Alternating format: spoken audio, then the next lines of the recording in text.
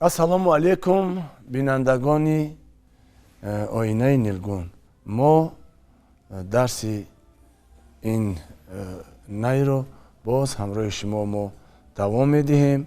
хеле ки мо дар дарсҳои гузашта ҳамроҳи шумо суҳбат карда будем. Дар як ҷои нотаи муайян мо ҳамроҳи шумо хайрхуш карда будем ва асос дар бораи ҳозир мо нозукиҳои тарзи навохтани ин асбобро хело ҳам дар дарсҳои гузашта мо бута гузашта бошем ҳам ҳозир ҳам ва як бор дигар боз ман барои шумо боз ҳам такрор мекунам ки апликатураи ин най аз лаи октаваи якум то реи октаваи чорум ин апликатура дар бар мегирад ва тарзи навохтани ин асбоб ман ба шумо огоҳ карда будам.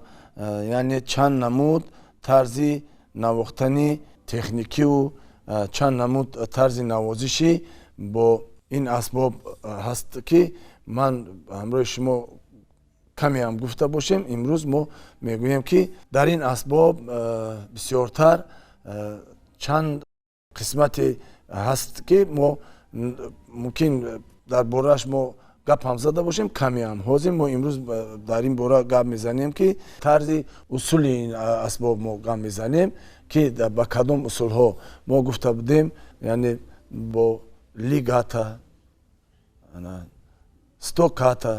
стокатаи дутога, стокатаи сетога, яъне бо мелодӣ, гармонӣ, баъд лигатаҳо хеле ки мо дар ин бора гап задагӣ будем.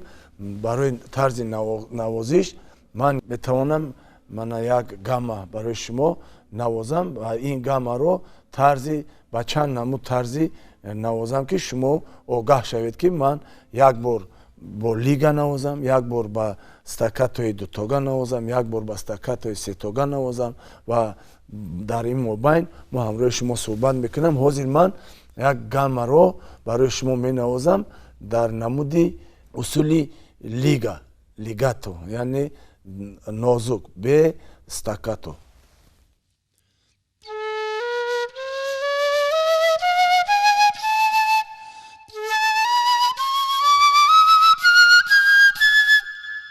ин бидед садо чӣ хел аст? Садои бе анамун задани забон, яъне ки вақте ки мо агар ба забон зада навозем ин садои ҳамун гуфтагии мо ҳамун усули стакатоҳо мешавад.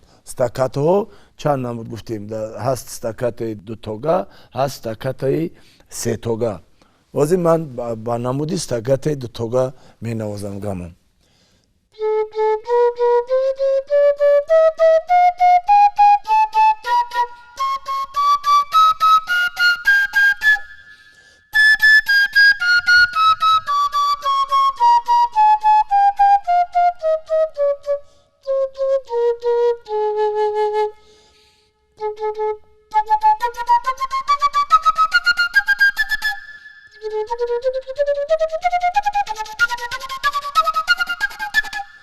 Мана ин стакатаи сетога буд ҳозир ман навохтам.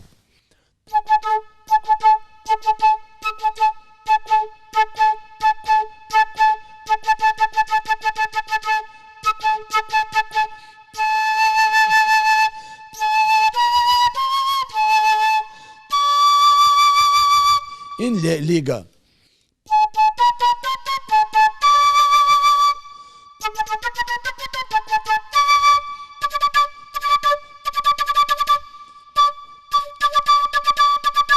яъне ки тарзи навохтани лигаҳу стакатаҳу баъд аз гуфтем дар ин ҷа дар бораи мелодӣ гап задем, дар бораи гармоникӣ гап задем. Ино ҳамаш ҳамин тарзи яъне ки бо услуб усули тарзи усули навохтани ҳамин асарҳое ки ҳастанд дар асарҳои ҷаҳонӣ ки ҳастанд, мисол композиторон бастакорони тоҷик навохтанд.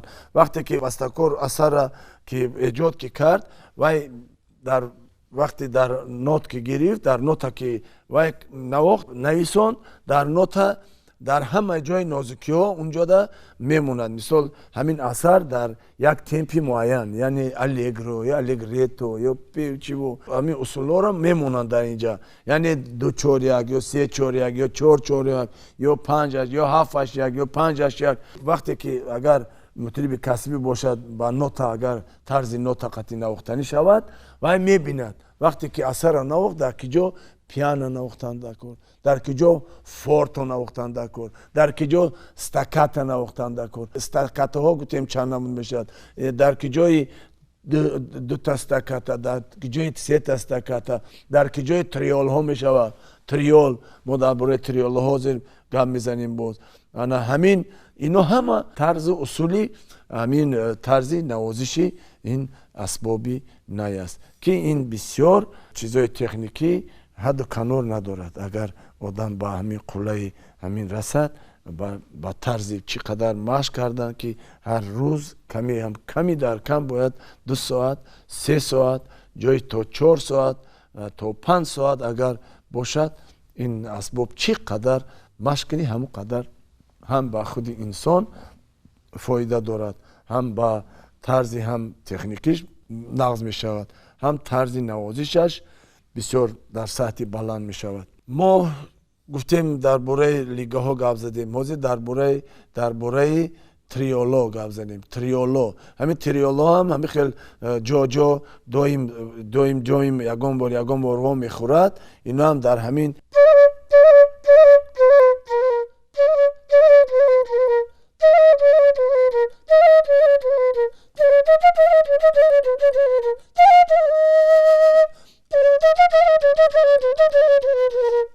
яъне ки ҳамин печо дар печ ин мусиқиҳо бисёр ҷо як хел ҷо триоло меравад.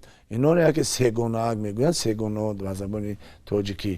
ино ҳамаш дар ин асбоб бисёр ба нозукона истифода бурда мешавад, дар асарҳо истифода бурда мешавад ва дар мусиқиҳо истифода бурда мешавад ва дар мусиқиҳои касбӣ, дар мусиқиҳои халқӣ ҳам бисёр нозукона дида мешавад.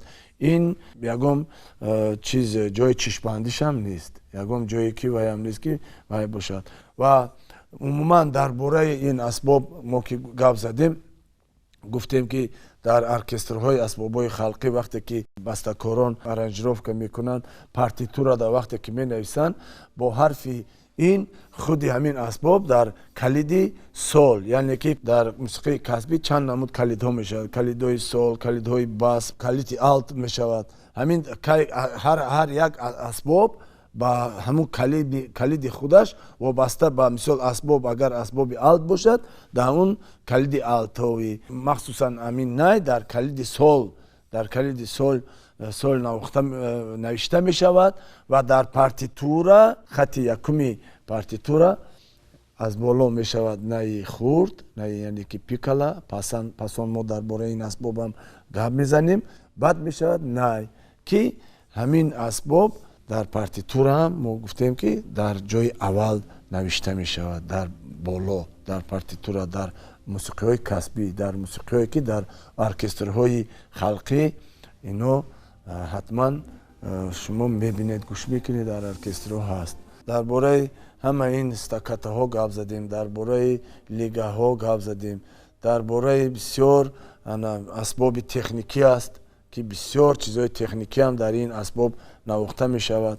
асарҳои бисёр дунявӣ ҳастанд, ки аз асарҳои бастакорони мисол бисёр мана аз Бах, аз Бетховен, аз Чайковский времена годи, Альбинони, аз ҳамин асарҳои калоне ки уно калонҳаҷм ҳастанд, бисёри уно дар асбобҳои кларнета нависта шуданд, дар бораи флейта нависонда шуданд.